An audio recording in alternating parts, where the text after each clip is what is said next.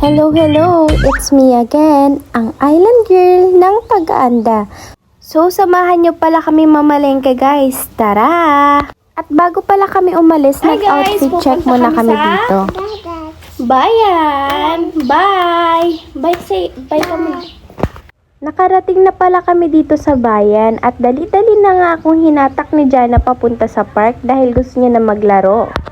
Gusto niya sana mag-slide kaso mainit kaya dyan ko na lang siya pinaglaro. At ang dami niya rin nakilalang mga bata. Nang mapagod na siya maglaro ay pumunta naman na kami dito sa ukayan para mag-ukay. Tignan nyo naman guys, 10 pesos lang at makakapag-ukay ka na ng gantong kagandang skirt. Ito namang kulay purple ay maganda ito suotin sa beach. O di kaya pang kikay outfit. At next naman, itong skirt na kulay black, ang dami niya rin botones.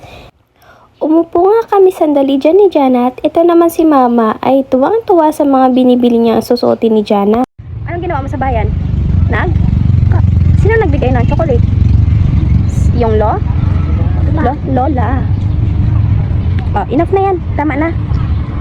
Bili tayo ulit mamaya, okay? Si Nila.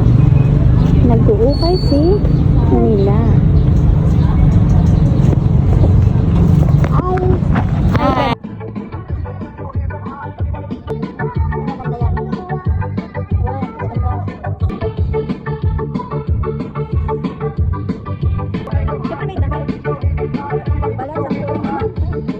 Pagkatapos nga pala namin nag-ukay ay namalengke na rin pala kami.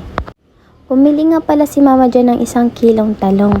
At habang namamalengke nga pala kami, biglang natulog na si Jana at pinagkamalan pa akong batang ina. Hoy!